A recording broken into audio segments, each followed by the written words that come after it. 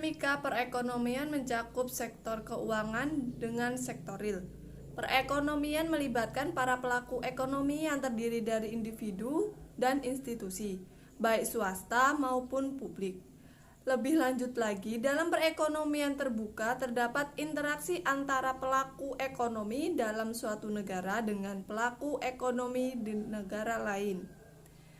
Pendapatan negara adalah pemasukan negara yang digunakan sebagai sumber dana kegiatan dan kebutuhan negara dalam rangka pembangunan negara. Yang dimaksud dengan pendapatan atau penerimaan pemerintah yakni meliputi pajak, restribusi, keuntungan perusahaan negara, denda, sumbangan masyarakat, dan lain-lain.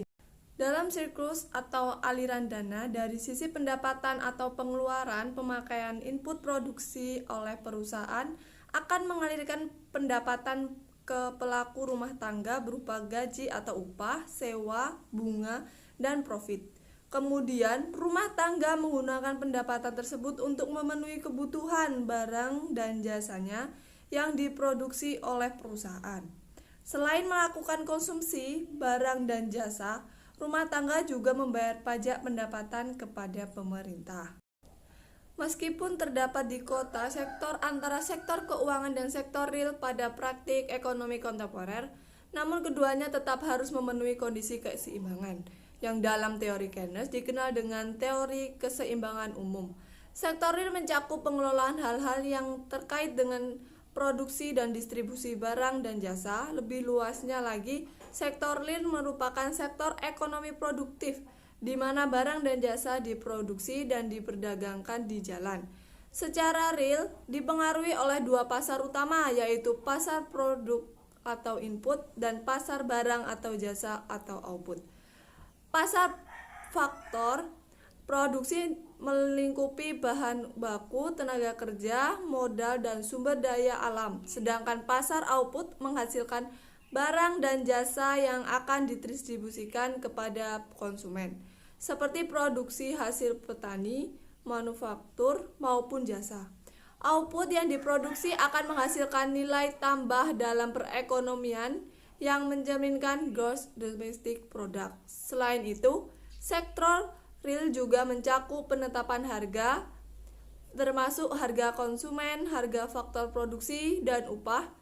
Sedangkan sektor keuangan meliputi penggandaan produk dan jasa keuangan kepada umum melalui mekanisme intermediasi. Sama seperti di sektor real, pada sektor keuangan pun terdapat keseimbangan antara permintaan dan penawaran produk dan jasa keuangan.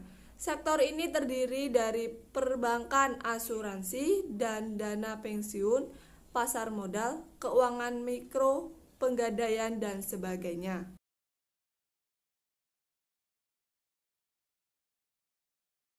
Keseimbangan ekonomi merupakan tujuan perekonomian. Dalam pandangan klasik, keseimbangan perekonomian dapat diukur melalui perhitungan kesempatan kerja, sedangkan Keynesian melalui perpotongan antara pengeluaran aktual dan pengeluaran yang direncanakan, atau perpaduan antara aggregate expenditure dan total pendapatan yang diukur melalui tingkat output. Kedua model kemudian dikembangkan menjadi sebuah sistematis dari keduanya. Kurva inilah yang dikenal dengan sebagai kurva ISLM. Berdasarkan konsep ISLM, keseimbangan terjadi ketika kurva IS dan LM berpotongan pada tingkat suku bunga dan pendapatan nasional yang sama titik. Kurva IS untuk menjelaskan kondisi di sektor real atau dari pasar barang, kurva LM untuk menjelaskan di sektor keuangan. Dalam ISLM, kegiatan perekonomian akan mencapai keseimbangan di titik E. Perlu diperhatikan keadaan dan penyelesaian yang berlaku apabila kegiatan ekonomi digambarkan oleh titik yang berbeda. Berikut kurva keseimbangan ISLM. Titik A menggambarkan di atas kurva LM, di sebelah kanan kurva IS. Titik A menggambarkan suatu keadaan dalam perekonomian di mana penawaran uang melebihi permintaan uang. suatu keadaan yang akan menurunkan suku bunga dan permintaan agar rate lebih rendah dari pendapatan nasional. Suatu keadaan yang akan menurunkan pendapatan nasional. Sama seperti titik A, titik B, C, dan D juga tidak menggambarkan keseimbangan di pasar barang atau jasa maupun pasar uang. Titik B di mana di bawah kurva LM dan berada di sebelah kanan kurva IS. Dan titik C menggambarkan pengeluaran aggregat melebihi pendapatan nasional dan permintaan uang melebihi penawaran uang. Sedangkan titik D adalah keadaan di mana penawaran uang dan pengeluaran aggregat melebihi pendapatan nasional. Maka dalam keadaan seperti ini yang ditunjukkan oleh titik D, suku bunga akan turun dan pendapatan nasional meningkat. Titik C menunjukkan bahwa keseimbangan di pasar barang dan pasar uang terjadi secara serentak, yaitu pengeluaran aggregat sama dengan pendapatan nasional dan permintaan uang sama dengan penawaran uang. Dengan demikian, titik E tidak terjadi penyesuaian terhadap suku bunga dan pendapatan nasional.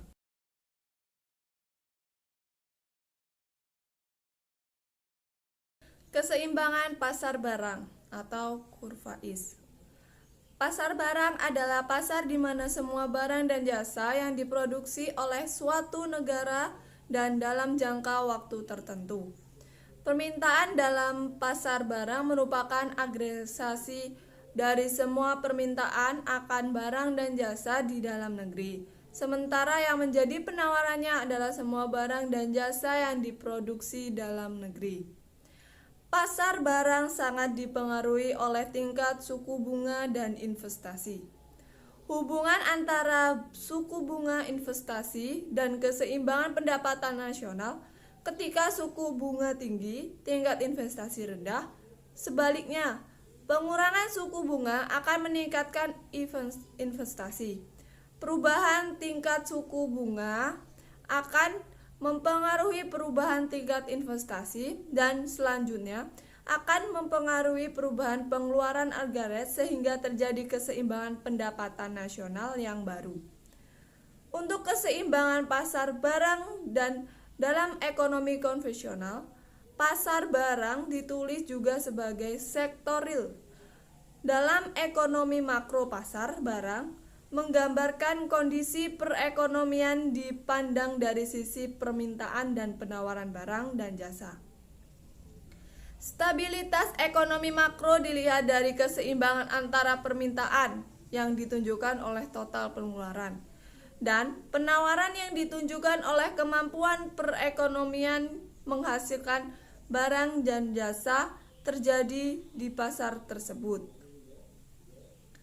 Keseimbangan pada pasar barang ditunjukkan dengan kurva IS yang menunjukkan sebagai kombinasi antara pendapatan nasional atau Y dengan tingkat bunga atau I, di mana dipenuhi keseimbangan pada pasar barang.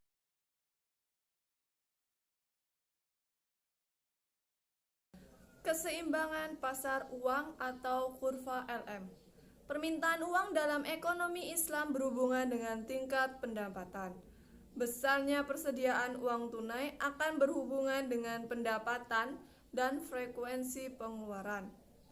Pasar uang adalah bertemunya permintaan dan penawaran terhadap mata uang lokal dan asing, atau dengan kata lain pasar yang mendagangkan falas. Pasar uang juga sering disebut dengan pasar kredit jangka pendek.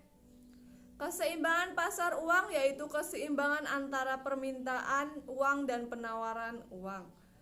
Hubungan antara tingkat bunga dan tingkat pendapatan yang muncul di pasar uang dinyatakan dengan kurva LM.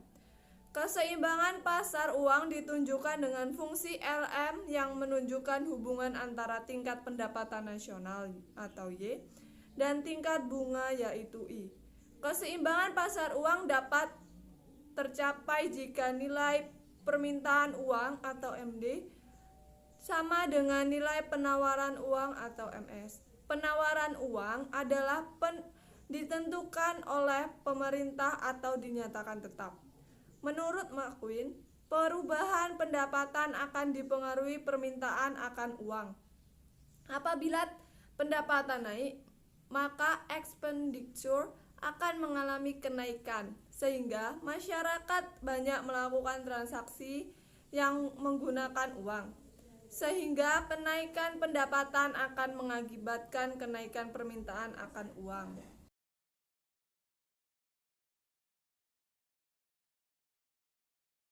Soal keseimbangan ISLM.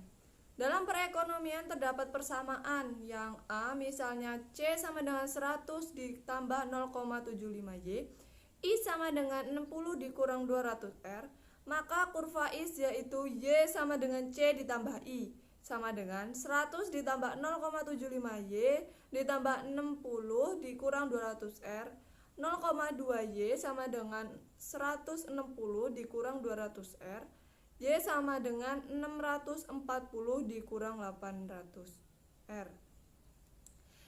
Dari persamaan tersebut diperoleh bahwa kurva I sama dengan Y sama dengan 640 dikurang 800R. Yang B misalnya, ME sama dengan 500, M1 sama dengan 0,2Y, M2 sama dengan 572 dikurang 400R, maka MD sama dengan M1 ditambah M2 sama dengan 0,2Y ditambah 572 dikurang 400R. MS sama dengan MD.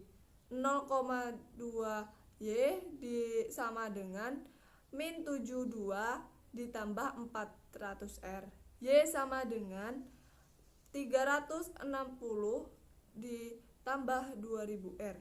Dari persamaan di kurva di atas bahwa kurva LM adalah Y sama dengan 300 min 360 ditambah 2000R. Titik keseimbangan ISLM adalah sebagai berikut. I sama dengan Y sama dengan 640 dikurang 800R, LM sama dengan Y sama dengan min 360 dikurang 2000R.